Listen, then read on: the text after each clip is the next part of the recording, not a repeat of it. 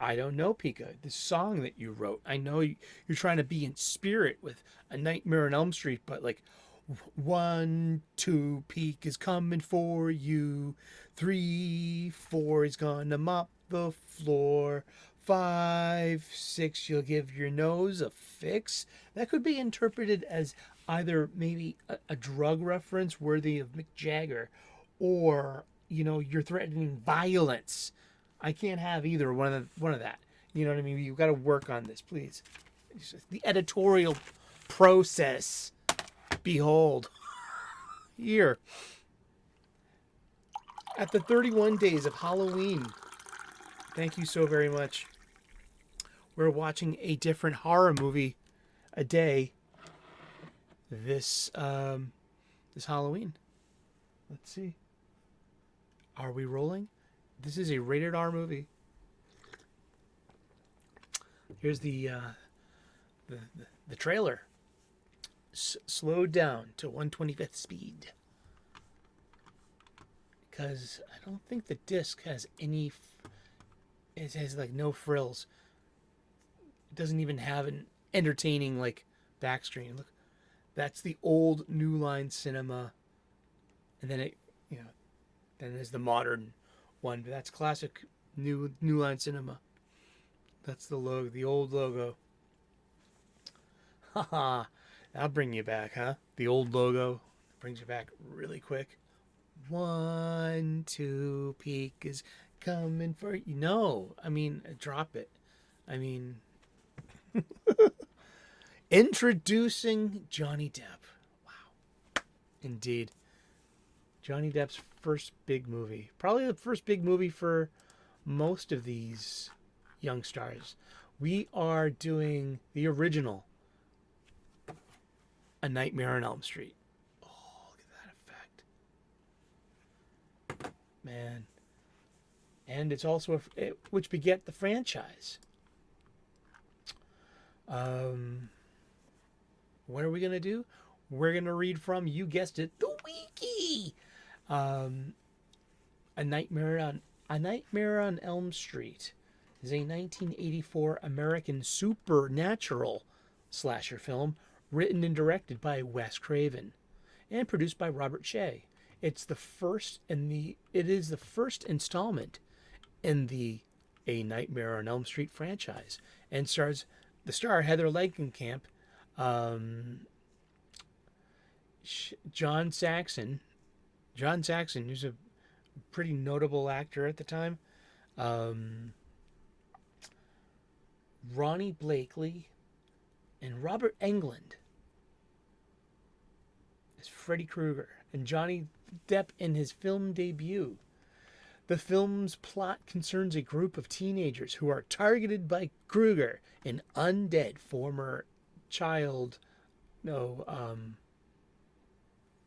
ender, who can ender people through their dreams. I'm totally going all quartering on this, huh? Hey, he does a lot of content. Plus, he's got I rip him off for style points. I'll give him that much. Who can end people through their dreams as retribution against their parents who burned him alive. Wow. It was released on November 9th, 1984. I was 11 years old and about to turn 12. It had a 91-minute runtime. Its budget was $1.1 million and its box office was $57 million. The movie spawned a franchise consisting of 6 sequels and a television series that I would love to find on physical media because I watched that. It was really good stuff. And a crossover with Friday the 13th. Various other merchandise and a remake of the same name. It was one of the first films produced by New Line Cinema, and it earned it the nickname The House That Freddy Built. The film is credited with using many of the tropes found in the low-budget horror films of the 70s and 80s that originated with John Carpenter's directed Halloween, 1978. The film includes a morality play where sexually promiscuous teenagers are killed.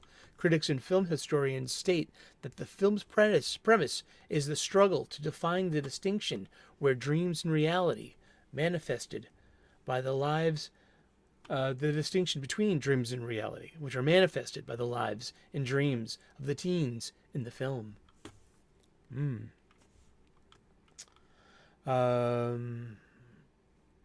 Yeah, let's see. In 2021, A Nightmare on Elm Street was selected for preservation in the United States National Film Registry by the Library of Congress of being culturally, historically, or aesthetically significant.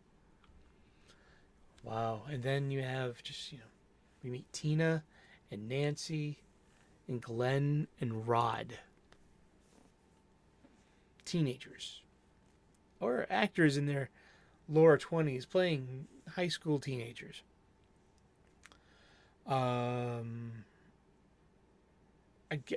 Okay, when it talks about like problematics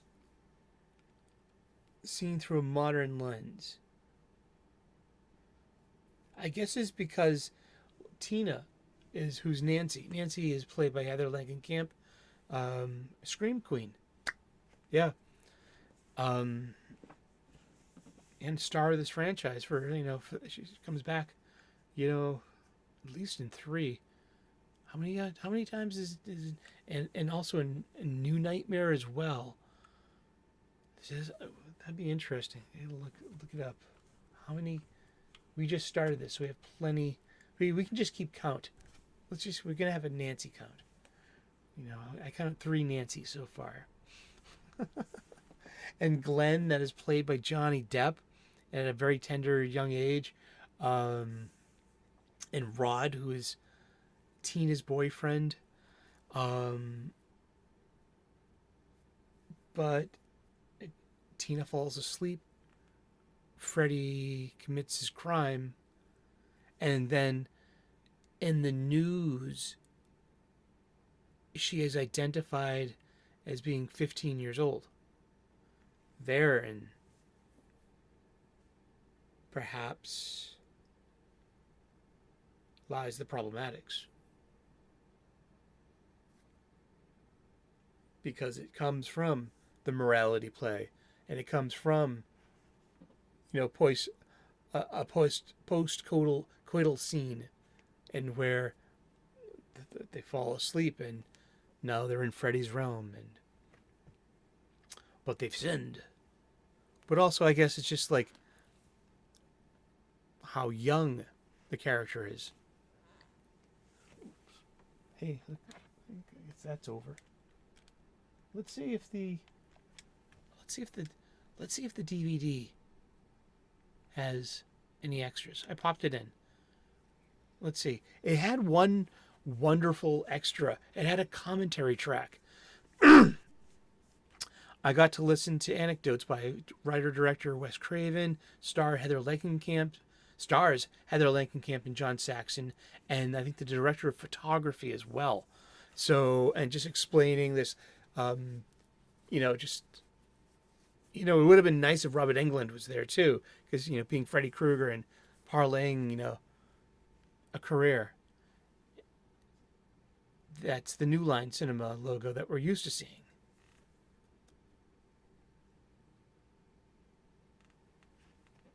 It is. New Line Cinema. But, yeah, here's the,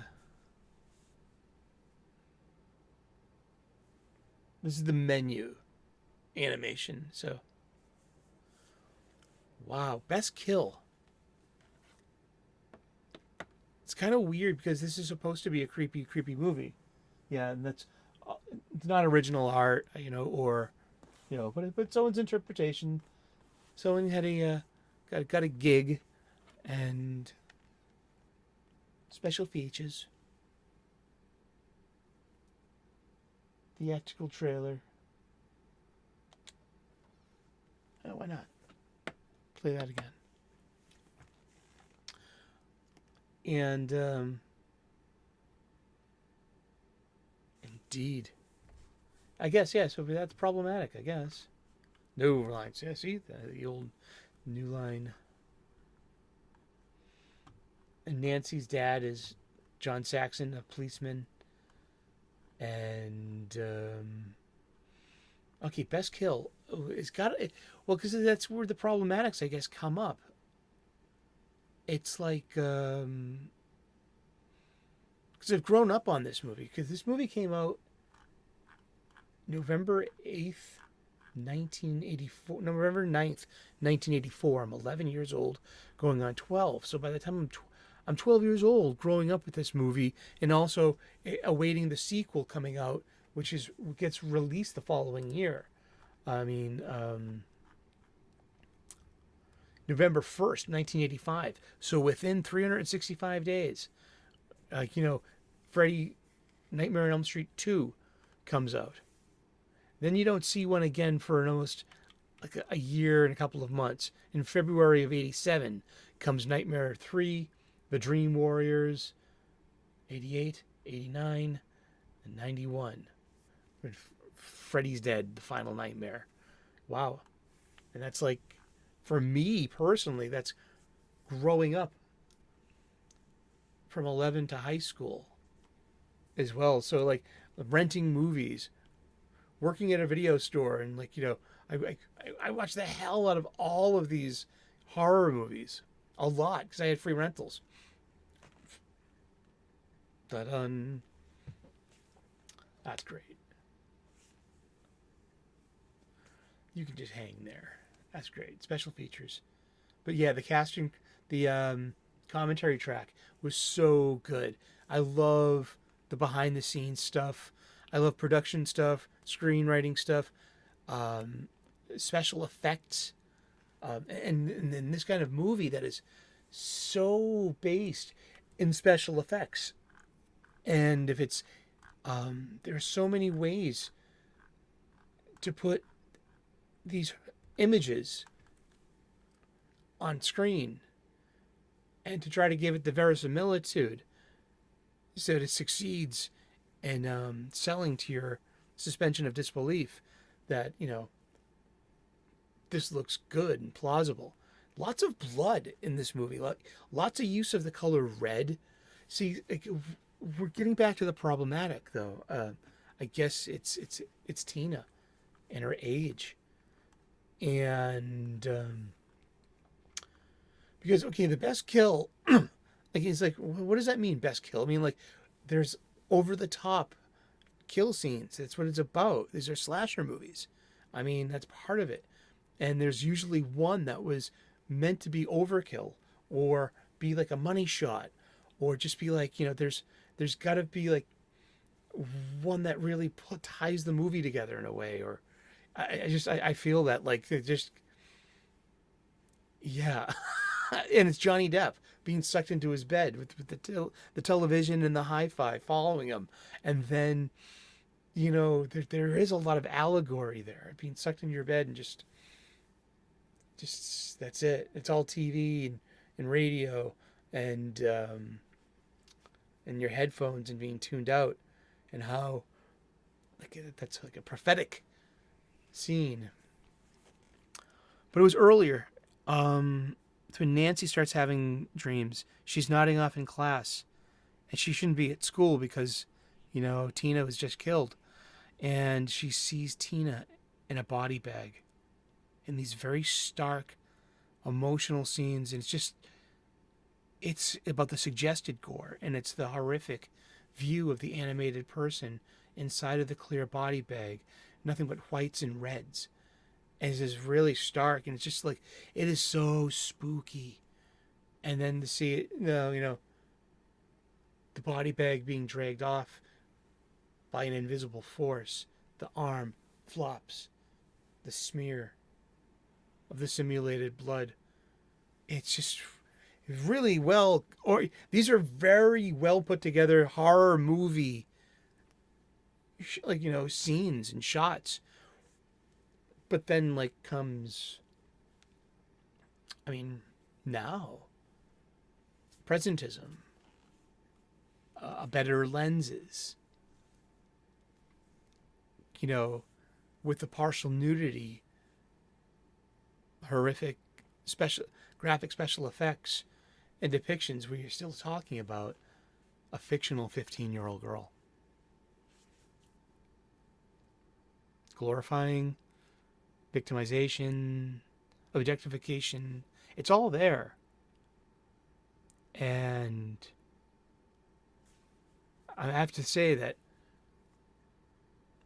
this is probably one of the most problematic horror movies for me, like using a modern lens and having this intact.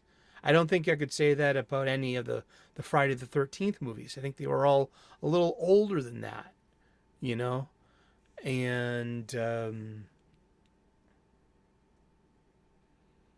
yeah, it's thought provoking. And it's my thought. Here's a good um, example of winning. And sometimes it comes later in life, perhaps, but also, I don't know. This is a good story. So, Wes Craven is a name synonymous with the 80s in movie making. He didn't just do A Nightmare on Elm Street. He had pretty proper credentials before that.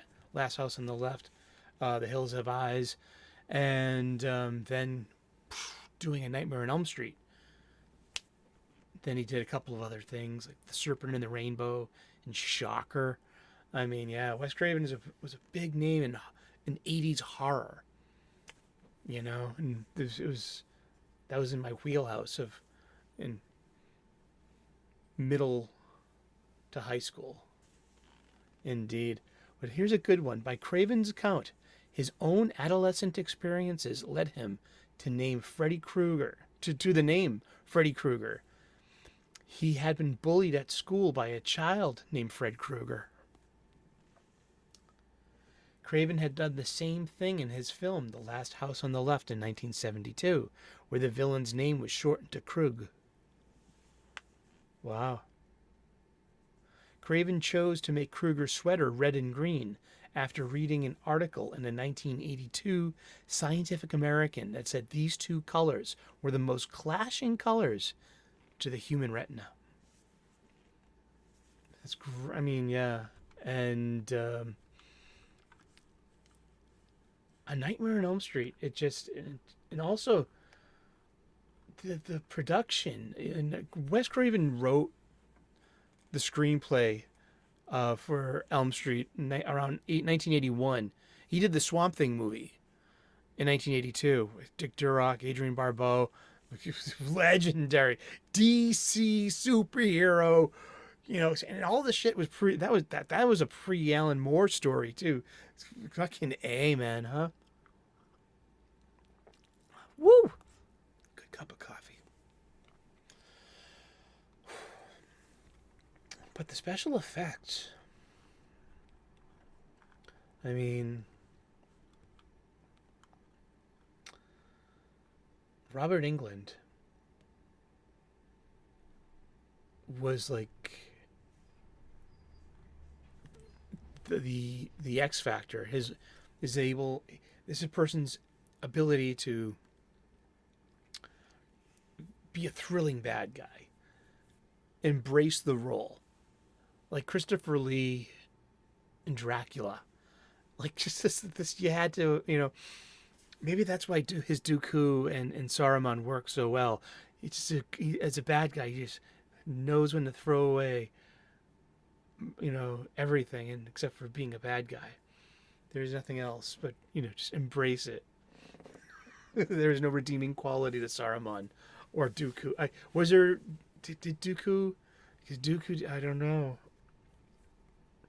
That's the whole thing. Like, there's no redeeming. I don't think there's any redeeming Freddy. And the bastard son of 100 maniacs. Yeah. Oh my God. It's steeped in problematics. It really is. And Nancy is just, Oh, come on. This is a 1984 movie. We're always talking about stunning, brave, and strong. And Nancy Thompson, as a character played by Heather Langenkamp, um, was resourceful. That Act 3, her series of traps, her whole. She, after surviving one of her nightmares, she was holding on to Freddy's battered fedora hat and woke up in the hospital gurney, and all of her mom's there, the doctors, and she pulls out the hat, and now she knows she can bring Freddy into the real world, and from there we can take care of him. And then so she like has all these traps set up in the house, like it's kind of like Ellen Ripley of Alien, or Sarah Connor level of badassness. You wouldn't call her a Mary Sue just to look at her. No, she's just smart and resourceful and looks it up. And Nancy Thompson of Elm Street is probably one of the best female heroic characters I've seen in a long time. And that mold of what we're looking for. I mean, geez, if I could write Carol Danvers Captain Marvel, I would use Nancy as my lens. So, and very likable, um, and also probably pretty and probably kind of OP. You know what I mean? But it has because she's got confidence and she's a problem solver. I love Nancy. She's the real hero. She's not a final gal, but she is. She's because she also plays in the morality play of it of final girl trope. Yes, and so she is simultaneously. Well, the final girl is usually the hero of the film. What am I talking about? It's like the thing of it. That's why she's the final girl.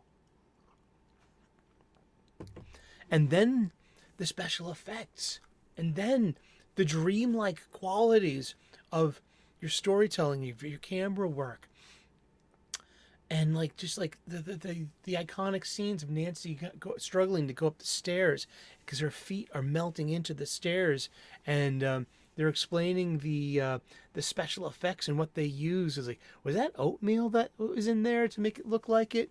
But I love like that kind of stuff, and the fabrication of the special effects. Oh boy, it's just really.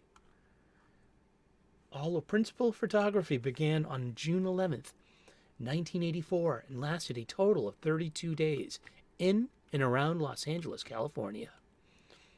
The high school the protagonist attend was filmed at John Marshall High School, where many other productions such as Grease and Pretty in Pink have been filmed. That's great. During production, over 500 gallons of fake blood were used for special effects productions.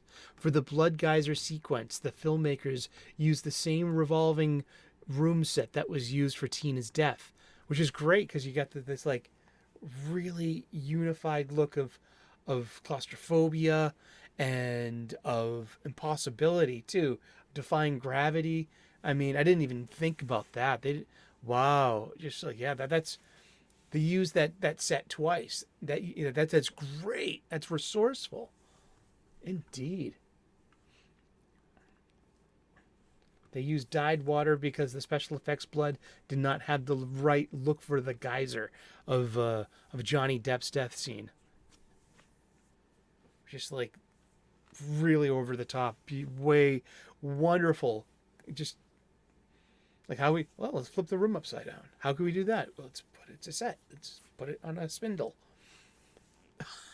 Like, yes. Oh my goodness. And then there's all the problematics behind who is Freddy Krueger, what did he do, and to whom, and to how, and when, and the steps that were, the lack of was formal justice skipped in order of tribal justice, and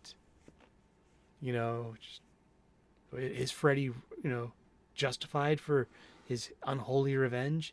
No, it's evil. It's just meant to set up, even going back to his genesis, the bastard son of 100 maniacs. That's a reveal in part 3, and so, but this builds lore. And this is the foundation for building this lore, this story of Freddy. We'll be back tomorrow with Freddy's Revenge Part 2, which came out a year after. Less than 1 year. November 9th, 1984, Nightmare on Elm Street was released. But November 1st, 1985, the next year, Freddy's Revenge was released. And that's a story unto its own, within a story, within a story. And we're going to talk about film stuff tomorrow, such as coding and gay coding, because Freddy's Revenge is one of the gayest movies you've probably seen growing up, and you're like, oh my gosh, look at that. Everything makes complete sense now. I swear there's a lot to it. I mean, and this is a good example of 20th century filmmaking. And, where stuff like that, and it's not a negative example either. I think it's quite a positive example. It is what it is. It's a subversive example.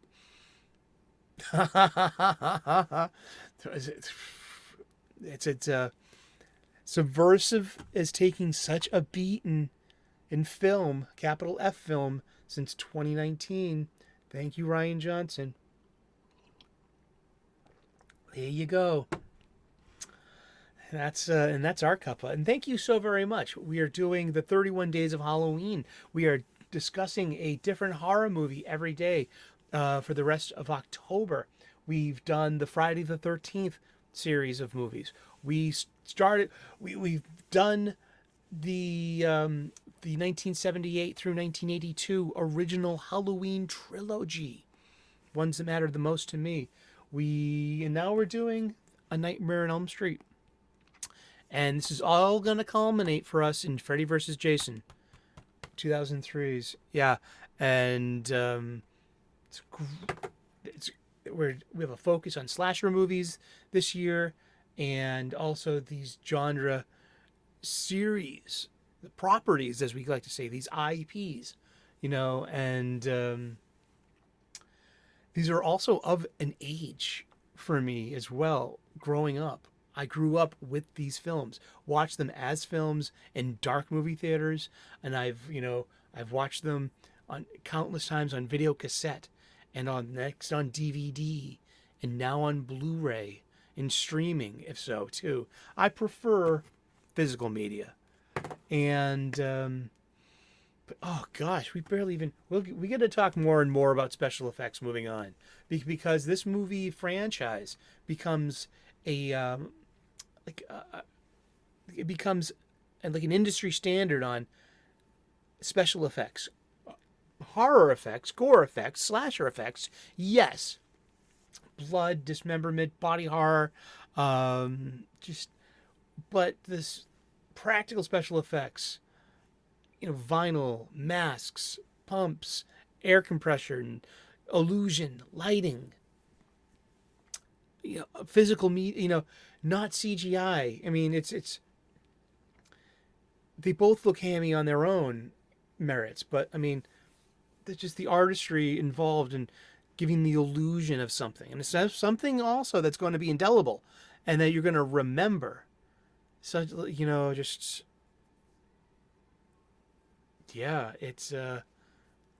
these Freddy movies. Just by them, they get probably more and more problematic the more and more we think about it, because it just a lot has to do with the antagonist, the anti-hero. He's not an anti-hero, I don't think so. He's straight out villain. Yeah, straight out villain. It's no redeeming qualities for Freddy Krueger. Exactly. No redeeming qualities for the Emperor either. That's what makes him a great bad guy. We're going to be, we're going to wrap this up. Thank you so very much for tuning in as we're talking about, we've begun a trip down memory lane and Elm Street. We're doing the A Nightmare on Elm Street series, and for the 31 days of Halloween, we're going to be doing a horror movie every day, and through October, celebrating this Halloween season in horror movies. Thank you so very much for being part of it. Like and subscribe, and turn on those notifications. You won't miss an episode. You know, you'll all eventually learn how to tell time. I swear. And God bless, namaste, good luck, and we will see you in that dark movie theater.